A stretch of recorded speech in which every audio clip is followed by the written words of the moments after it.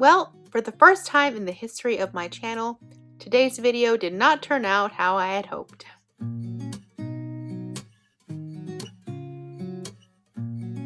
Hey there, my name is Yami. I am your Latina next door. Welcome back to Mi Casa, where I share high-end home decor and DIYs on a budget, as well as before and after room transformations. If that's something you enjoy, please make sure to hit like and subscribe so that you too can become part of the Familia. Not that long ago, I shared with you all that I had plans on renovating my husband and mine bathroom, as well as my daughter's. And as I talked about in my previous video where I shared both plans for both bathrooms, if you haven't seen it, I'll go ahead and link to it in the description box so you can check it out. But this is what I shared for this bathroom. It was just going to be pretty much cosmetic changes. Not too much as far as construction or demo or anything like that. This bathroom is not our dream bathroom, but it does function for right now.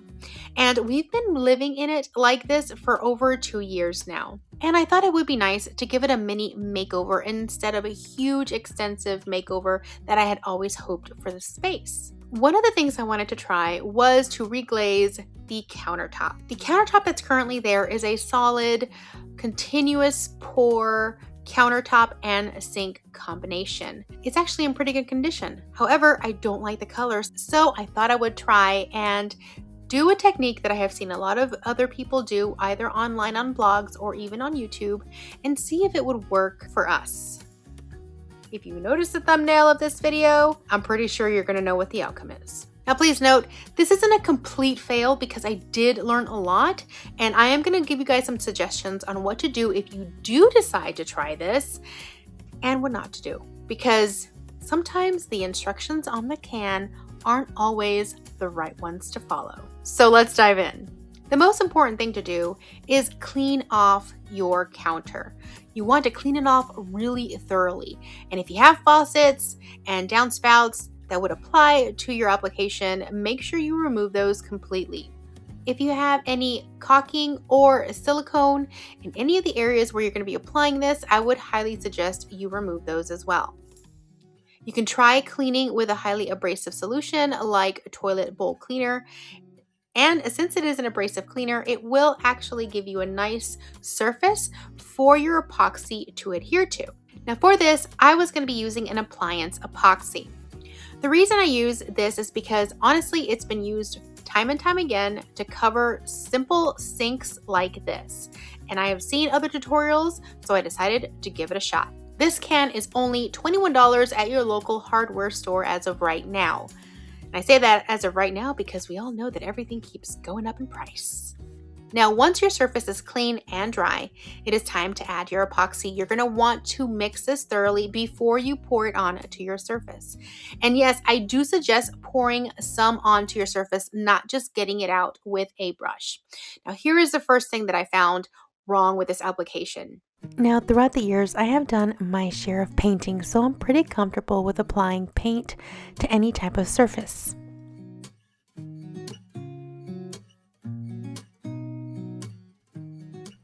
I began with applying the epoxy on the 4-inch backsplash areas.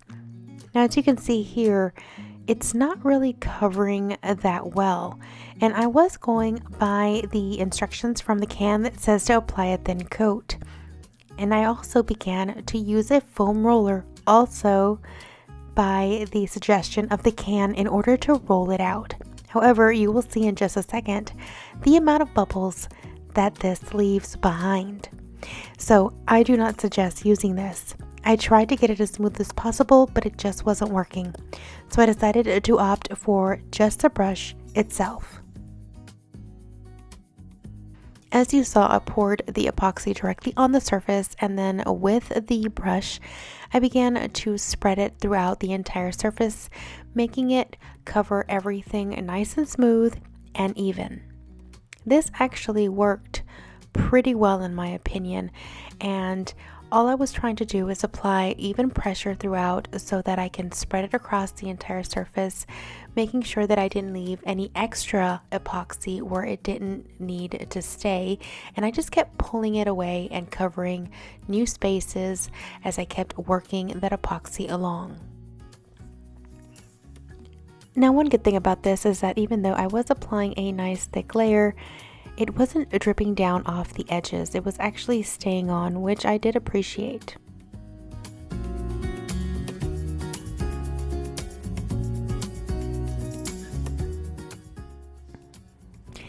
And then as far as the sink, I just let the epoxy just kind of trickle down the sides of the sink, and I just kept working the same epoxy over and over again onto itself and just smoothing it out as smooth as possible.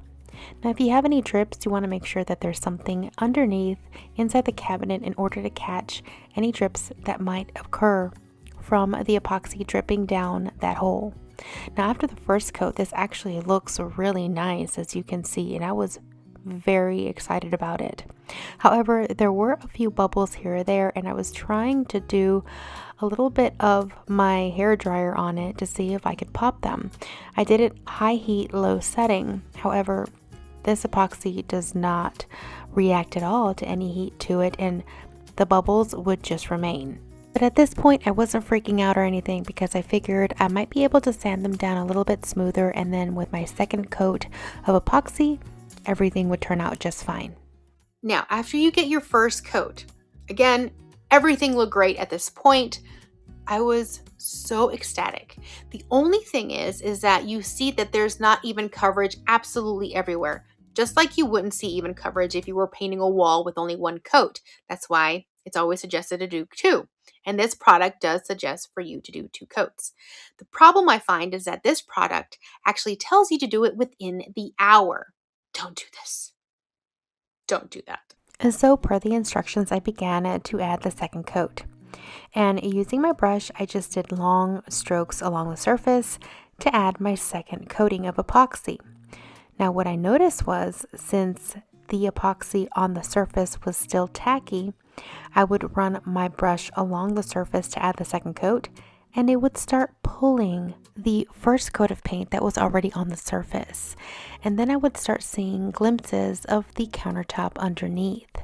So then, unfortunately, because of this, I had to lay my second coat a little thicker. Since I already started, I had to keep going. And then I had to go over several areas over and over again, making sure that I wasn't pulling from it, and I was adding that second layer that it needed in order for it to be nice and smooth and finished. And this is where it all went wrong. If I had known that this would happen ahead of time, I would have waited a full 24 hours for that first layer to dry before I applied my second layer of epoxy. If that first layer had a full 24 hours to cure, then applying that second thin coat would have been enough in order to seal everything and keep everything smooth.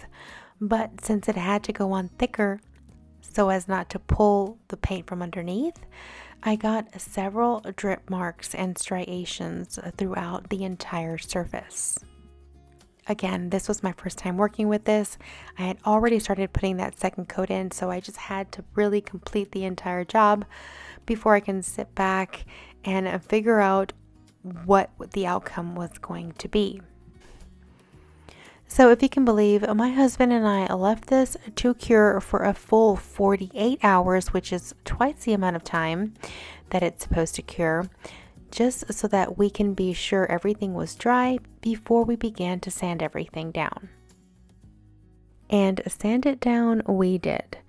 We used a fine grit 220 as well as 180 in some areas. Now this is also something that I had seen other tutorials say that it could be done just to get that nice smooth finish before applying a second coat. Unfortunately, the epoxy was just too thick for this, and we were sanding there for quite a bit. All right, so as you can see, we have this area glazed and we have been sanding it.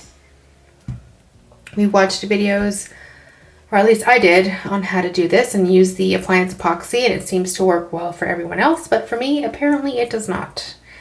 And you all know that we have taken on a lot of DIYs, and I think we finally met our match. And we are just going to stop here.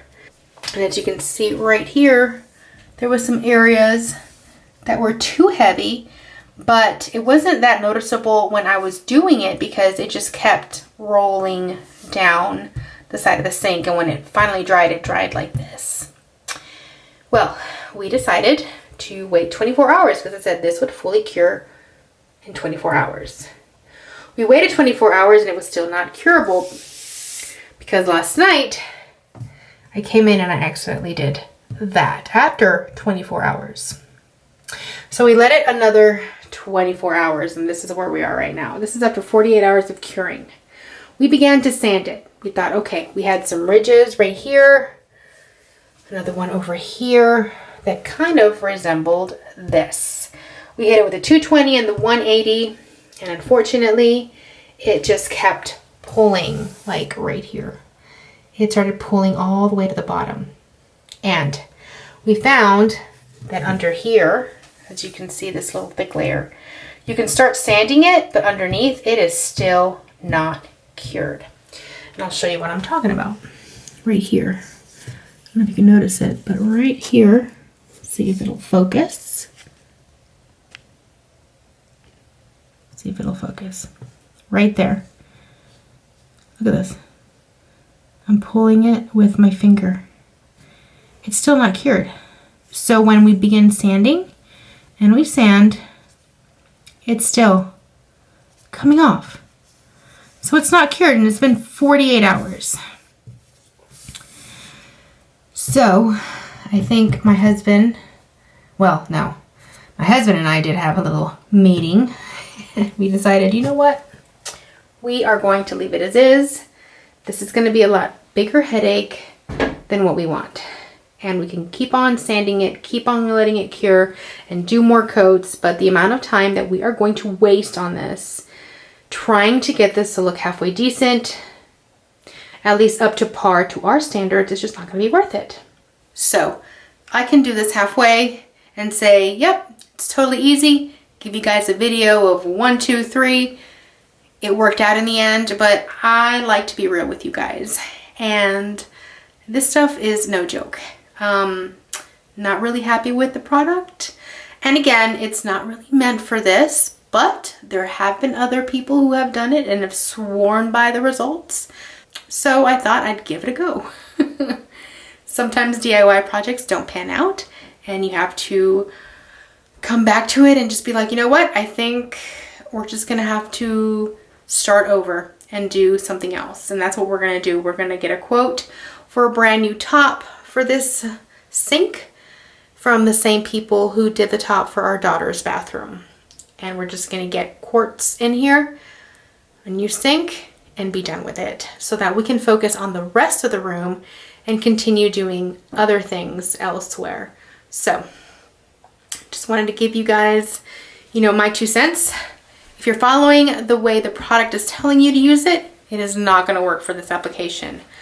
The foam roller was absolutely terrible, also based on the instructions of the actual product. And definitely the brush was better, but I do not recommend doing a second coat within the hour. I would at least let it cure for probably 2 days before I even hit it with a second coat. So yeah, if I ever, which I probably won't, try this again, I would do it that way. Sometimes these things just don't work out, and that's okay. So just wanted to let you guys know what's going on and why we ended up not glazing this sink. I was really disappointed, and we did not expect to be replacing this countertop. It's just one thing that we tried, and honestly, it just didn't work out for us.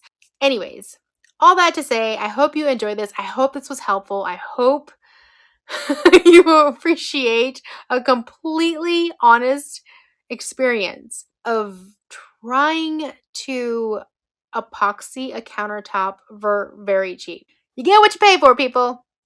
It's the truth. I hope you enjoyed this video. Let me know in the comments below what you all think. I will see you all in the next home decor and DIY video. Until then, adios.